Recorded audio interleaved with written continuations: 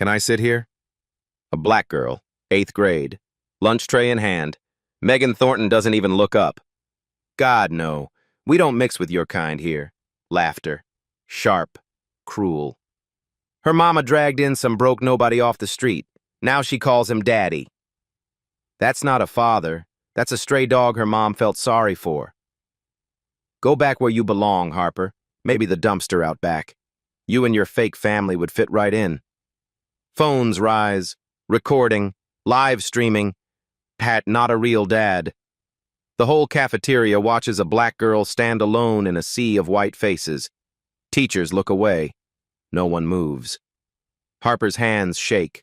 Her tray rattles. But not one of them, not Megan, not her rich daddy on the school board, knows what her stepfather carries beneath his jacket. In 3 months, on this same floor, every one of them will beg to disappear.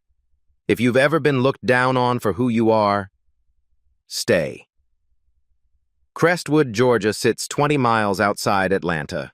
It's the kind of town where lawns stay green year-round and American flags hang from every porch. The houses have 2-car garages and freshly painted shutters. The schools have new football fields and updated science labs. The parents have strong opinions about property values and who belongs in the neighborhood. Harper Underwood is 13 years old. She's in 8th grade at Crestwood Middle School. She likes books more than people, not because she's antisocial, but because books don't ask questions she doesn't want to answer. Books don't look at her like she's different.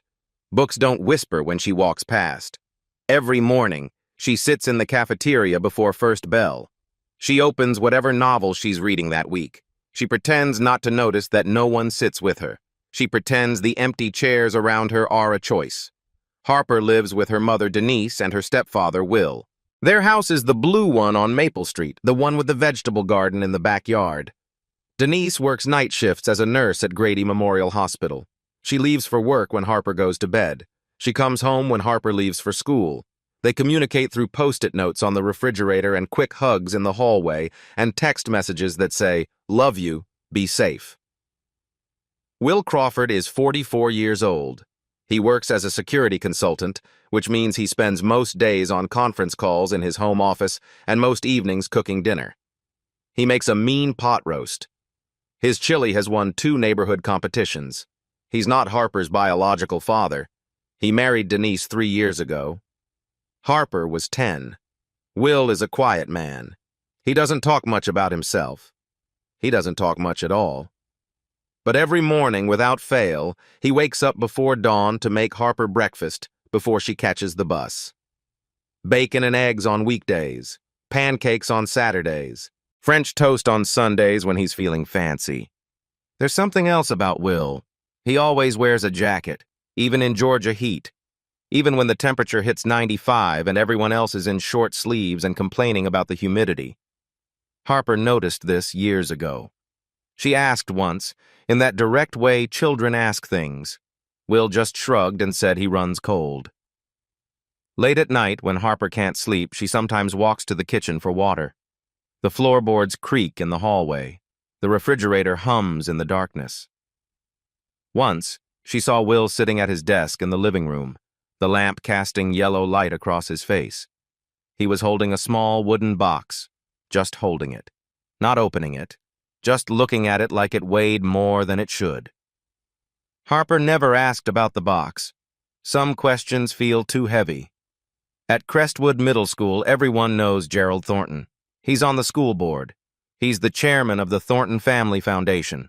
He's the man who funded the new science wing and the renovated gymnasium. When Gerald Thornton speaks at PTA meetings, the principal nods along like a student taking notes. When Gerald Thornton makes a suggestion, it becomes policy within a week. Gerald has a daughter named Megan. Megan is also 13. She sits at the center table in the cafeteria, the one near the windows where the light is best for selfies. She has blonde hair, a loud laugh, and a circle of friends who agree with everything she says. She's never received a grade lower than an A-. She's never been told no. Harper has never spoken to Megan Thornton. She has no reason to.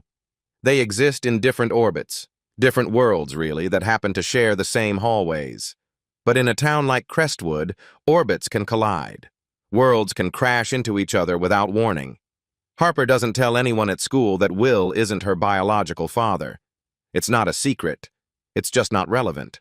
Family, to Harper, isn't about blood or DNA or whose name is on a birth certificate. It's about who shows up. And Will shows up every single day. She doesn't know yet that some people in Crestwood have a different definition of family. She doesn't know that definition will be used against her like a weapon.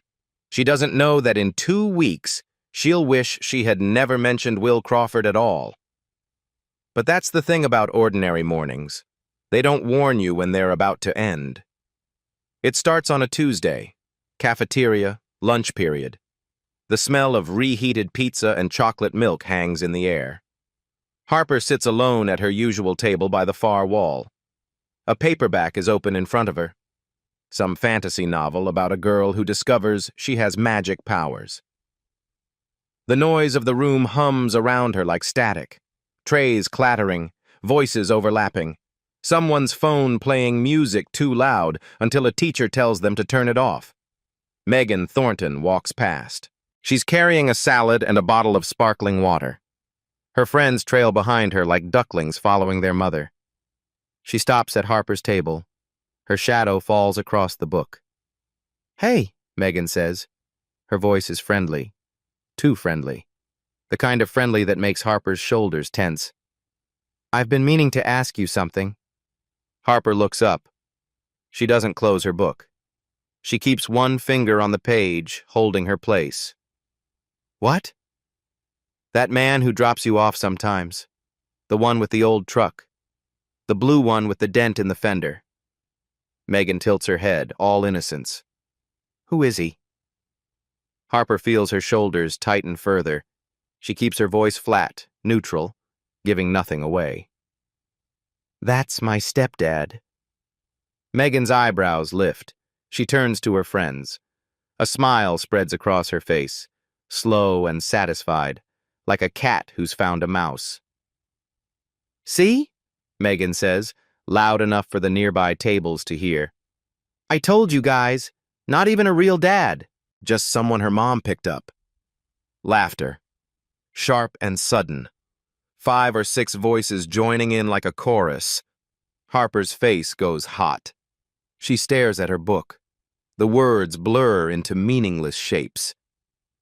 "My dad says people like them don't really belong in Crestwood anyway," Megan adds. She's still smiling. She's not whispering. She wants people to hear. She wants everyone to hear. More laughter. A boy at the next table snickers into his sandwich. A girl covers her mouth like she's trying to be polite about finding it funny. Harper says nothing. Her jaw is tight. Her hands are trembling slightly beneath the table. She learned a long time ago that words don't help, that tears don't change anything, that the best thing you can do when people want a reaction is to give them nothing at all. Megan waits. She wants a response. She wants tears or anger or some kind of entertainment. When Harper doesn't give her any, she shrugs like she's bored. "Whatever. Enjoy your book." She walks away. She walks. Her friends follow. The laughter fades into the general noise of the cafeteria. Harper doesn't move for a long time. Her hands are shaking. She presses them flat against the table until the trembling stops. At the next table, a boy named Tyler watched the whole thing. He's in Harper's English class. He has brown hair and a quiet face, and glasses that slip down his nose when he reads. He saw everything. He heard everything. He doesn't say anything either. He just looks away. Harper gets through the rest of the day. She takes notes in class. She answers questions when called on. She walks the hallways with her head down and her book clutched against her chest. She waits for the bus alone, watching the cars pull away from the pickup lane. When Will picks her up that afternoon, Denise had an early shift. Harper climbs into the truck and buckles her seatbelt without a word. "How was school?" Will asks. His voice is warm, familiar. "Fine." Will glances at her. He's good at reading silence. He's had practice, years of it. You sure? Yeah. He doesn't push. That's one of the things Harper loves about him. He gives her space. He trusts her to come to him when she's ready. She's not ready. That night, Harper lies in bed and replays the cafeteria scene. Megan's smile, the laughter, the words echoing in her head like a song she can't stop hearing. Not even a real dad. People like them. She thinks about Will in the kitchen, making her breakfast. Will driving her to school when she missed the bus. Will sitting up with her when she had the flu last winter, bringing her soup and bad jokes until she fell asleep. He's more of a father than anyone she's ever known. But Megan Thornton doesn't care about that. Megan Thornton only cares about what she can use. Harper closes her eyes. She tells herself it was just one comment. Just one bad day. It won't happen again. She's wrong. This is only day one. The next week is worse. Megan doesn't let it go. Every day she finds Harper. In the hallways, in the cafeteria, outside the bathroom. Every day she has something new to say.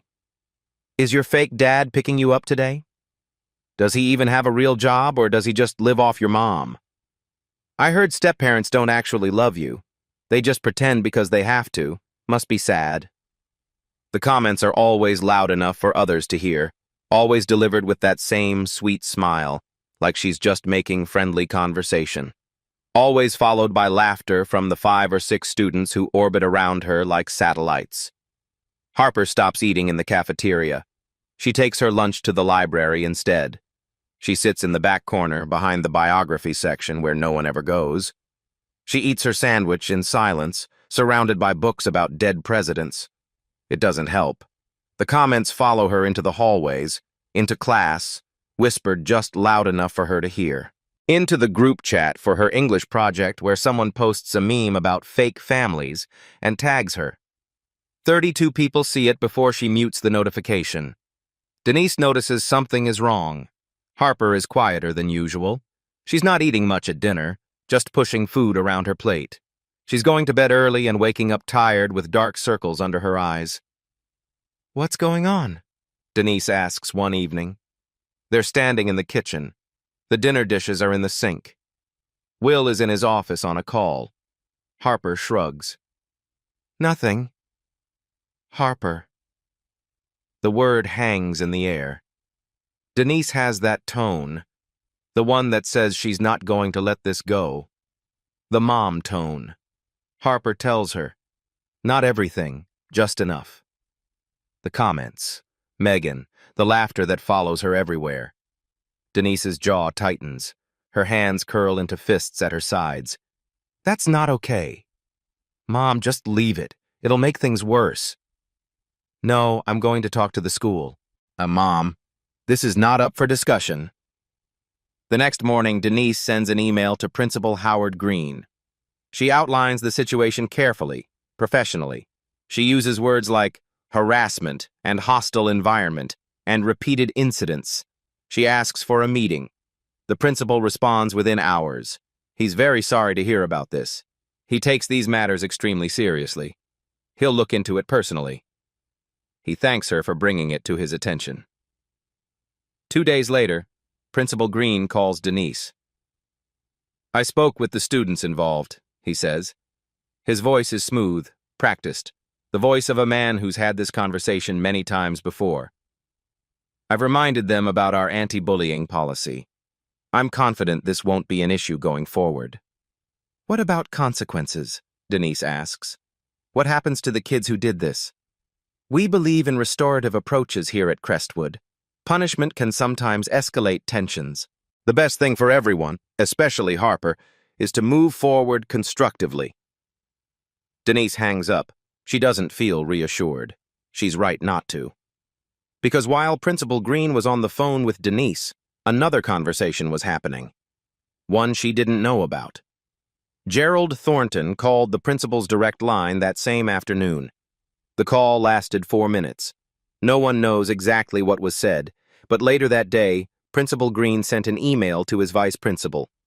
The subject line read, Parent Concern, Underwood. The body of the email contained one sentence. Handle quietly. Don't escalate the Thornton situation. Nothing changes. The comments continue. The laughter continues. And now it's spreading beyond the cafeteria, beyond the school walls. Someone creates an Instagram account called Crestwood Confessions. It's supposed to be anonymous gossip, fun and harmless. Within a week, there are posts about Harper, screenshots of the group chat, comments like fake family goals and imagine having a stepdad and thinking he's your real dad and laughing emojis, so many laughing emojis. Harper sees the posts. She lies in bed at night scrolling through them, reading every comment, every reply. She doesn't know why she does this to herself. Maybe she thinks if she reads enough, it will stop hurting.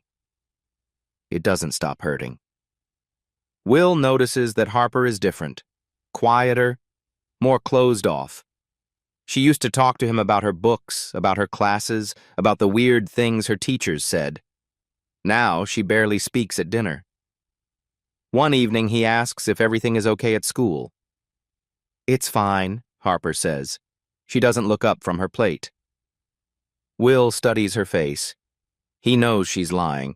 He also knows that pushing won't help. He learned that the hard way, years ago, in places far from Georgia. "If you ever want to talk," he says, "I'm here, day or night. No judgment." Harper nods. She goes to her room. She closes the door. She doesn't know that her stepfather is already carrying a weight she can't imagine. She doesn't know that every time someone calls him not a real dad, it lands on top of something much heavier, something buried deep. But she's about to find out.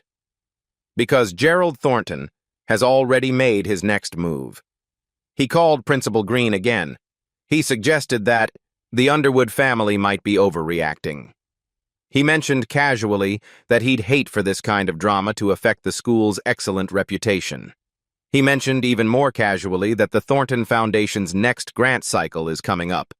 $2 million for the district. A lot of money to lose over one complaint. Principal Green understood perfectly. And in his office, behind closed doors, he decided that the easiest path forward was to make the problem disappear. Not the bullying, the complaint. The system was supposed to protect Harper. Instead, it protected the people writing the checks. But Gerald Thornton made one mistake.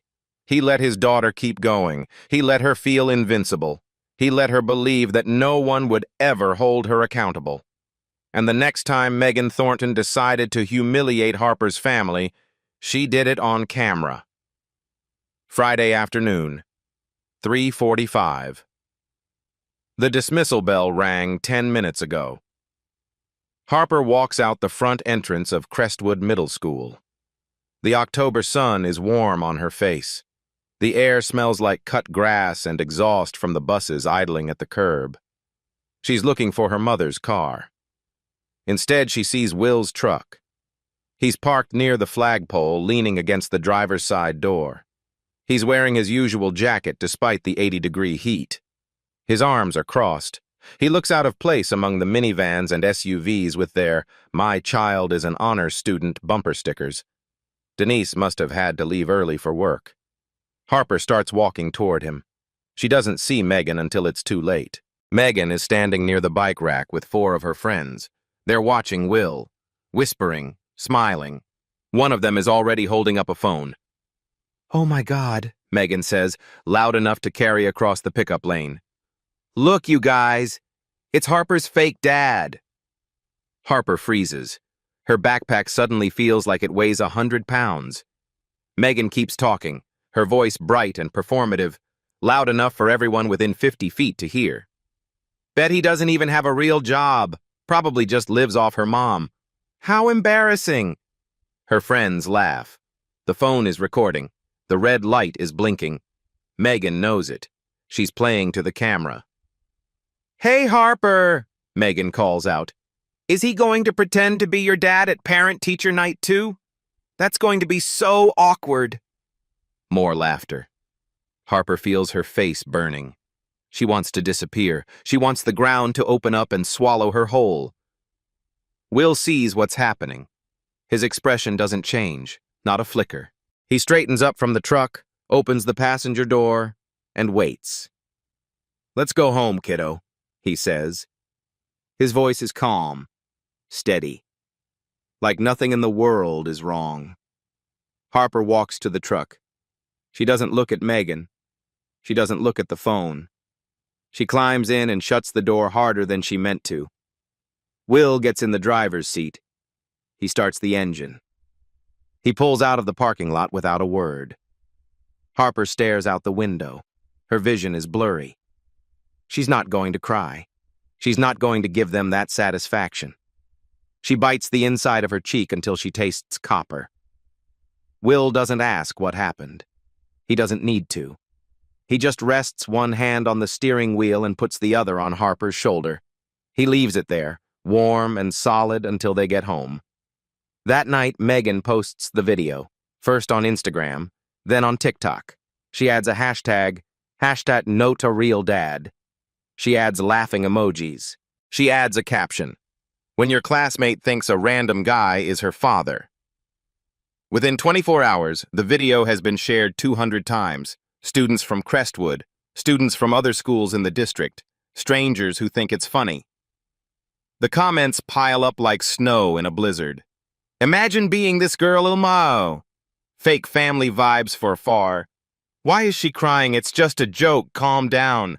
"This is so sad but also hilarious, Ingel." Harper sees all of it.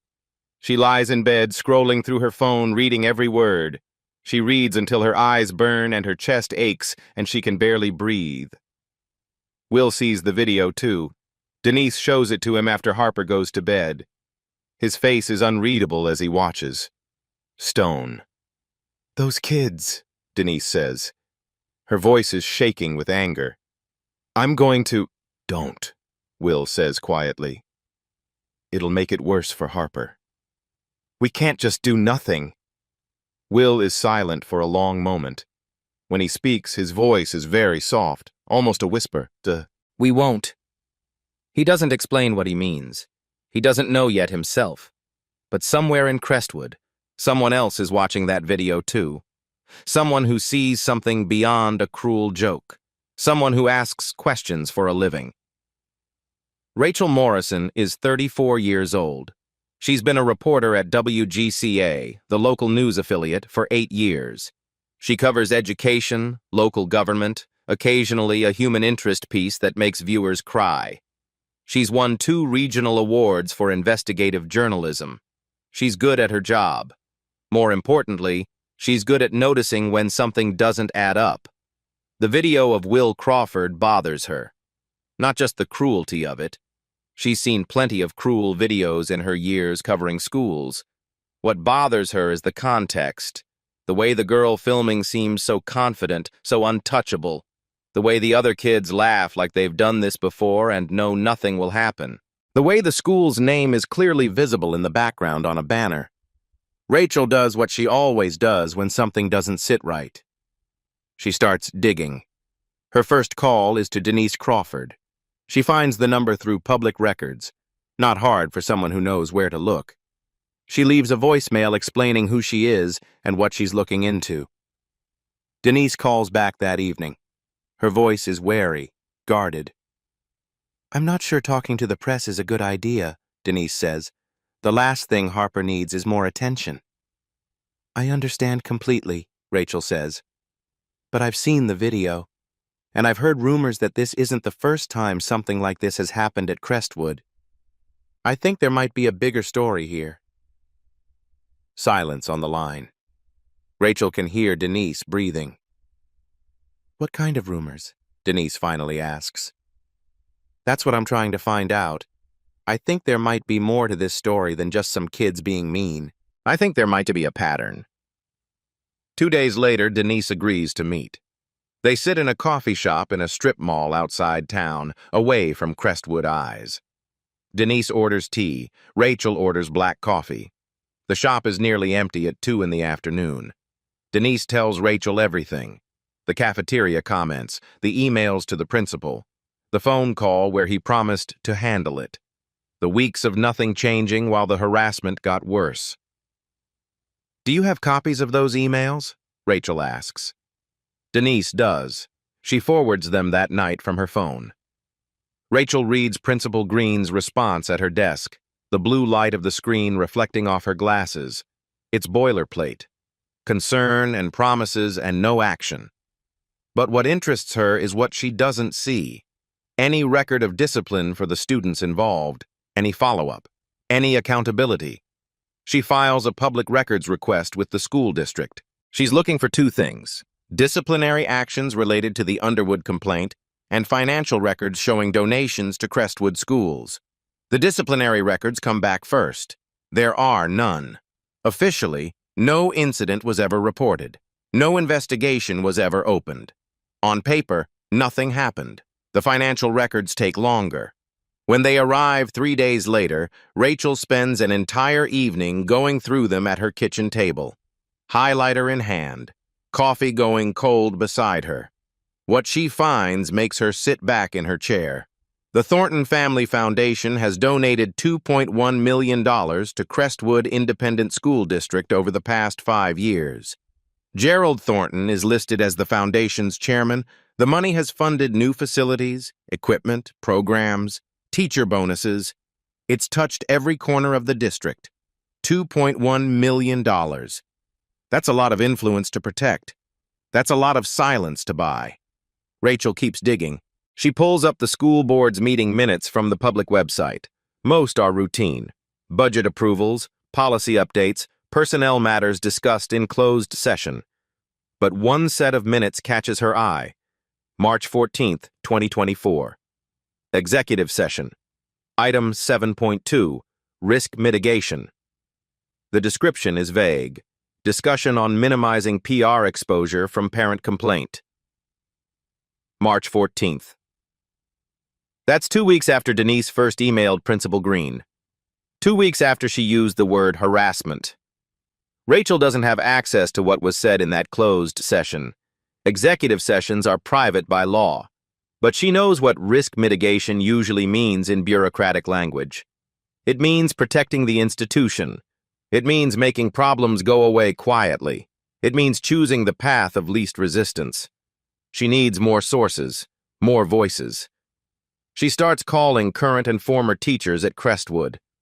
Most won't talk. Some hang up as soon as she says she's a reporter. One agrees to meet off the record, in a park on the other side of the county. Her name is Linda Pearson. She taught English at Crestwood Middle School for 12 years. Her contract wasn't renewed last spring.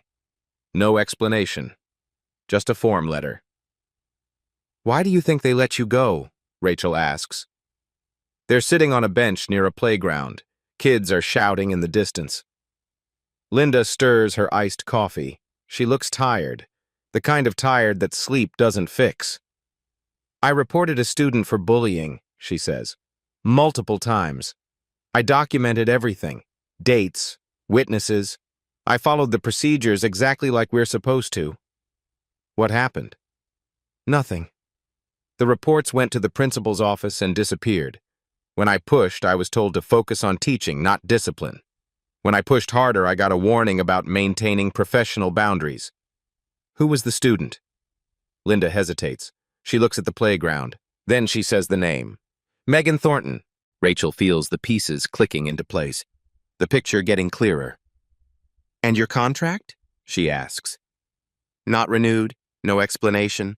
Just a form letter thanking me for my service and wishing me well in my future endeavors." Linda leans forward. Her voice drops to barely above a whisper. "I couldn't help that family then. But maybe someone can now. Maybe you can." Rachel spends the next week building her case. She interviews 3 former Crestwood students who say Megan Thornton bullied them. All 3 describe the same pattern. Reports filed, nothing done. Eventually, they transferred schools. All 3 asked to remain anonymous. She reviews the Thornton Foundation's tax filings. She maps the donations against the timeline of complaints. She documents the school board's closed-door meetings. The picture that emerges is damning. Gerald Thornton has been using his money and influence to protect his daughter for years. The school has been complicit because they can't afford to lose his funding. They've built a system where wealth buys immunity. Rachel has enough for a story, but she wants one more piece, the most important piece. She wants to know who Will Crawford really is. She runs his name through public databases, military records, court records, employment history, background checks. What she finds stops her cold. Her hand freezes on the mouse. William Crawford, Staff Sergeant, United States Army, deployed to Afghanistan 2011-2012. And then, a single line that changes everything. Medal of Honor recipient. Rachel stares at the screen. She reads it again, and again. The man those kids mocked. The man they called not a real dad. The man they said doesn't have a real job. The man they laughed at in a parking lot while recording him on their phones. He's one of fewer than 4,000 people in American history to receive the nation's highest military honor. He's a certified hero. The real deal. Rachel picks up her phone. Her hands are trembling slightly. She has calls to make. The letter arrives at WGCA's office 3 days later. It's printed on expensive paper.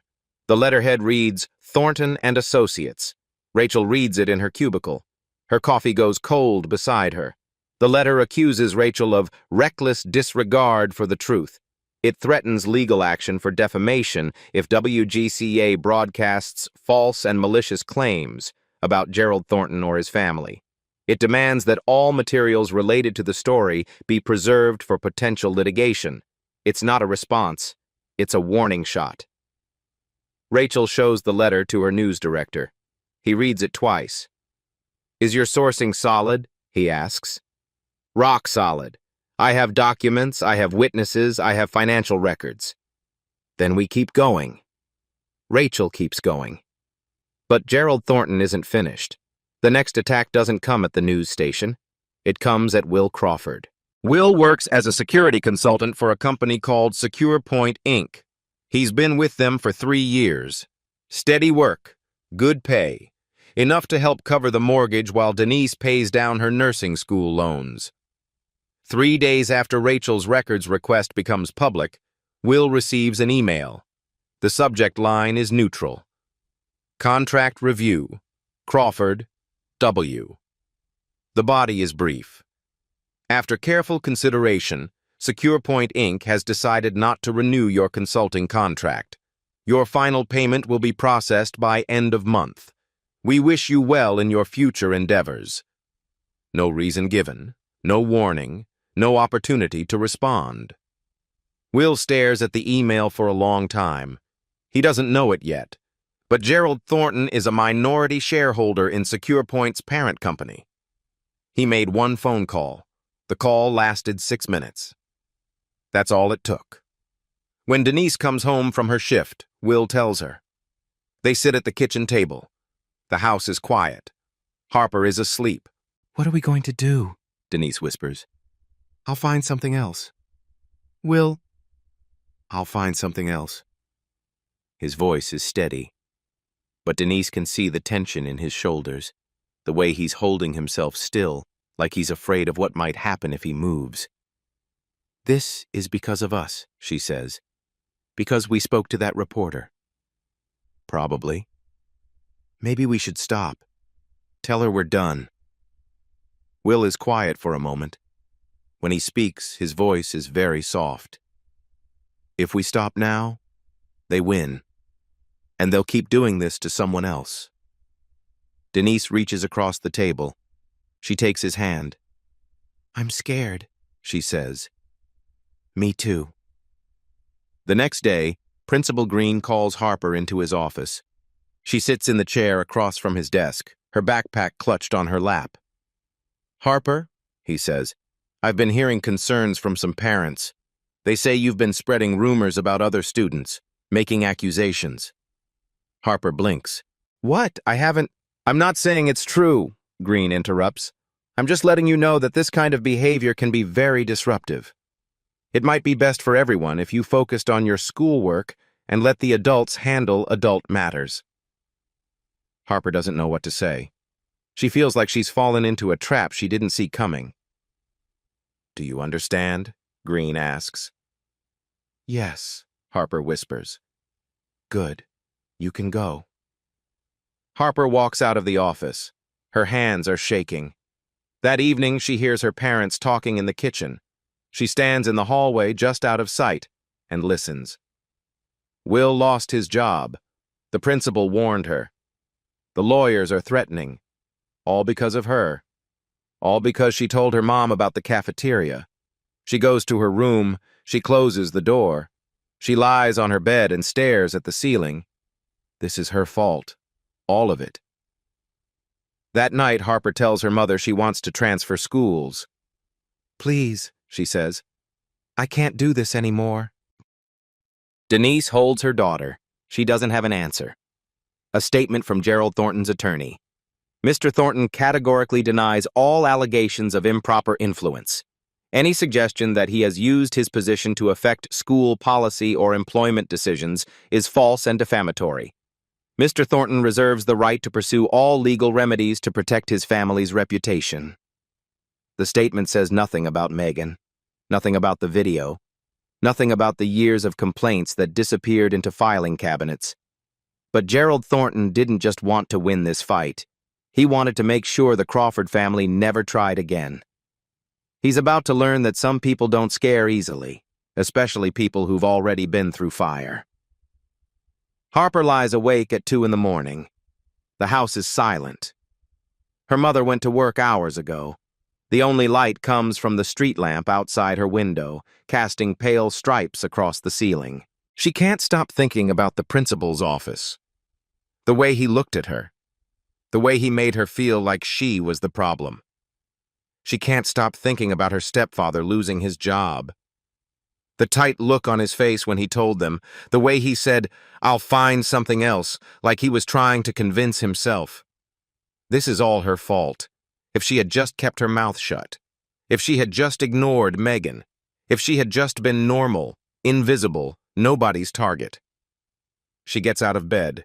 She needs water. She needs to move. The hallway is dark. She walks toward the kitchen, her bare feet silent on the hardwood. She stops. Through the back window, she can see the porch. The light is on, and Will is sitting there. He's in the old wooden chair, the one that creaks when you lean back. He's not moving. He's just sitting, looking at something in his hands. Harper moves closer to the glass. It's the wooden box. The small one from his desk. The one she's seen him hold before but never open. Tonight, it's open. She can't see what's inside from here, but she can see Will's face. The lamp casts shadows across his features. He looks older than she's ever seen him, tired in a way that sleep won't fix. He lifts something out of the box, holds it up. The light catches it.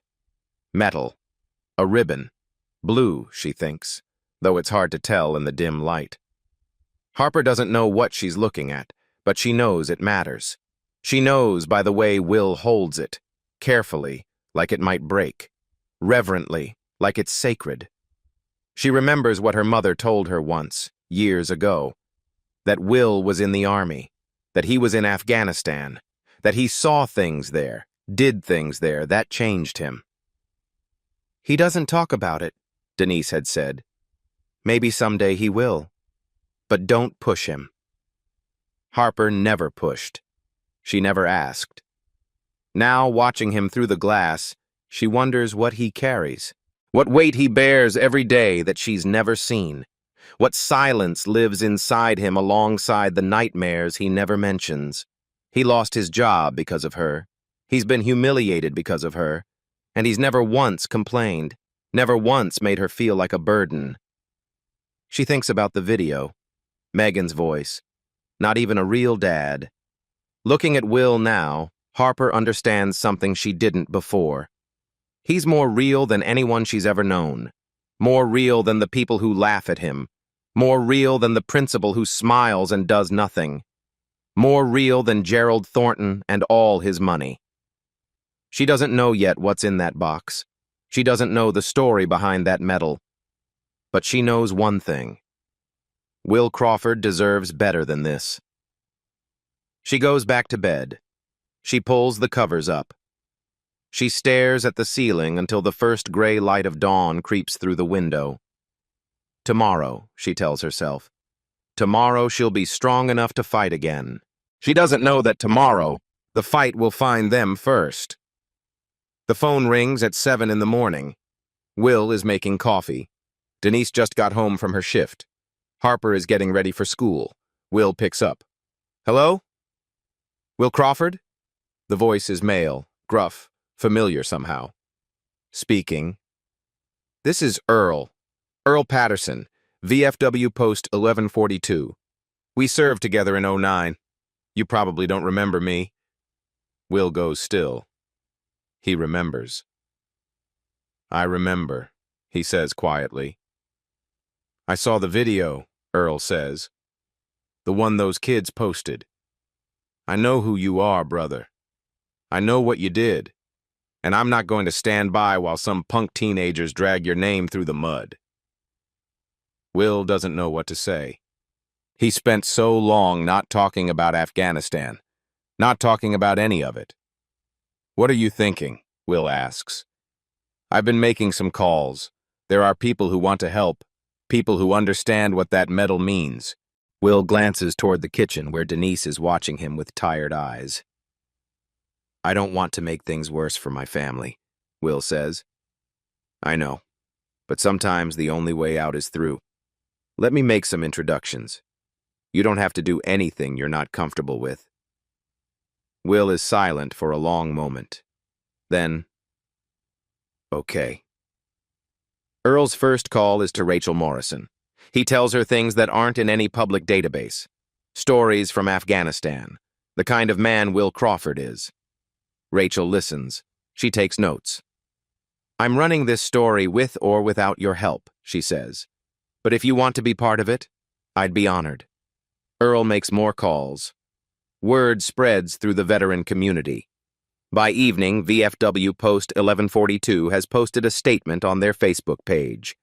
Sergeant William Crawford is a Medal of Honor recipient. He risked his life to save 7 American soldiers in Afghanistan. He is a hero. We stand with him and his family. The post is shared, then shared again. Within 48 hours, it has reached veteran groups across Georgia, then across the South. At the same time, Rachel's inbox fills with new messages. Former Crestwood students, teachers, parents who saw complaints go nowhere. 3 students come forward. They tell Rachel their stories. Megan Thornton bullied them. They reported it. Nothing happened. They transferred to other schools. Pattern of behavior. That's what Rachel calls it in her notes. The tide is turning. Earl calls Will again. The post is picking up attention. Some folks are asking if there's anything more they can do. Will thinks. What did you have in mind? Veterans Day is coming up, November 11th. What if we ask the school to honor you at their assembly? Put you front and center. Let those kids see who they've been laughing at. Will is quiet for a long time.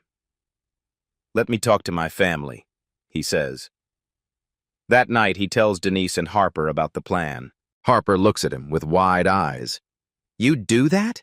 Go up in front of everyone? Will meets her gaze. If it helps you, I'd do anything.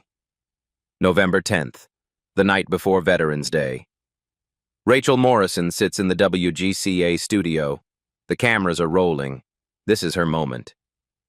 Good evening, she says. Tonight we bring you an investigation into bullying, power, and silence at one of Atlanta's most prestigious school districts. The segment runs 7 minutes. It's the longest local news package WGCA has aired all year. Rachel lays out everything. The video of Megan Thornton mocking Will Crawford, the screenshots from social media, the emails between Denise Crawford and Principal Green, the internal memo, "Don't escalate the Thornton situation," the $2.1 million in donations from the Thornton Family Foundation, the closed-door board meeting discussing risk mitigation, the testimony of Linda Pearson, the teacher whose contract wasn't renewed, the 3 former students who came forward with their own stories, and then the final piece. Rachel looks directly into the camera. Her voice is steady. The man in that video, the man those students called not a real dad, the man they said doesn't have a real job, is Staff Sergeant William Crawford, United States Army. She pauses. On August 14th, 2012, in Kandahar Province, Afghanistan, Sergeant Crawford's convoy was ambushed by enemy forces. Under sustained gunfire, he crawled 40 meters to reach 2 wounded soldiers and drag them to safety. When a second vehicle was hit, he returned to the kill zone and rescued 5 more. He was wounded 3 times. He refused evacuation until every member of his unit was accounted for. Rachel holds up a document. For his actions that day, Sergeant Crawford received the Medal of Honor, the highest military decoration awarded by the United States government. The medal was presented by the President of the United States. She sets the paper down. The girl in that video called him nobody. The President called him a hero. Silence. Tomorrow is Veterans Day. Crestwood Middle School will hold its annual assembly, and Sergeant William Crawford has been invited to attend. The segment ends. The phones start ringing. Across Crestwood, people are watching. Parents, teachers, students. In Gerald Thornton's living room, the television is on. Gerald sits in his leather chair, his face gray. Megan sits on the couch. She's not laughing now. She's staring at the screen with something like fear. "A Medal of Honor recipient," she whispers. "I didn't know." Gerald says nothing. There's nothing to say. His money can buy silence. It can buy influence. It can buy contracts and board seats and favorable press coverage. But it can't buy back what his daughter said on that video. It can't unsay the words. It can't undo the cruelty. Tomorrow, every student at Crestwood Middle School will sit in that auditorium.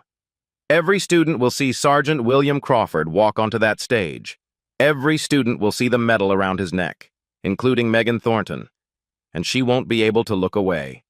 November 11th, 8 in the morning, Crestwood Middle School auditorium. 600 students file into rows of folding chairs. Teachers stand along the walls. Parents fill the back section. The room smells of floor wax and nervous energy. Harper sits in the 3rd row with her class. Her hands are folded in her lap. She's trying not to shake. 3 rows behind her, Megan Thornton sits with her friends. None of them are talking. None of them are looking at their phones. They all saw the broadcast last night. They all know what's coming. Principal Howard Green walks to the podium. His face is tight. "Good morning," he says. His voice echoes through the speakers. "Today, we honor those who have served our country. We have a special guest with us. Please welcome Sergeant William Crawford." Applause. Scattered. Uncertain. Will stands up from a seat in the back row. He walks down the center aisle toward the stage. He's wearing a dark suit. No jacket over it this time. Nothing to hide. The Medal of Honor hangs around his neck on its pale blue ribbon. The gold star catches the light. The applause fades. The room goes quiet. 600 students. Not one of them breathes. Will reaches the stage. He climbs the 3 steps. He turns to face the audience. He doesn't speak. He just stands there, looking out at the rows of faces. The teachers who knew and did nothing. The students who laughed and recorded. The parents who looked the other way. His eyes move slowly across the room. They pass over Harper. She's crying silently. Not from shame, from pride. They pass over Tyler, the boy who watched and said nothing. Tyler's head is bowed. They pass over Megan Thornton. Megan is staring straight ahead. Her face is white. Her hands grip the sides of her chair. Will's gaze rests on her for 1 second. 2. Megan looks down. She can't hold his eyes. Neither can the girls beside her. One by one, the students who laughed in that video drop their gazes. They look at their shoes, their hands, anything but the man on the stage. The silence stretches. 10 seconds. 15. Someone in the parent section starts crying, a soft sound, quickly muffled. Will still doesn't speak. He doesn't need to. The medal speaks for him. Everything he did in Afghanistan, every life he saved, every wound he took, every nightmare he still carries. It's all there, hanging around his neck, shining under the auditorium lights. Principal Green shifts uncomfortably at the side of the stage. He clears his throat. "Thank you, Sergeant Crawford, for your service," and Will turns and walks off the stage. He walks back up the center aisle. He doesn't look at anyone. He doesn't stop. He reaches Harper's row. He extends his hand. Harper takes it. She stands up. Together, they walk out of the auditorium. The doors close behind them. The silence holds for another 10 seconds. Then, slowly, someone starts clapping. Then another. Then 100. Megan Thornton doesn't clap. She just sits there, staring at the empty stage, finally understanding what it means to be small. 1 week later. Gerald Thornton resigns from the Crestwood School Board. His statement cites personal reasons. No one believes it. Megan Thornton transfers to a private school in Atlanta.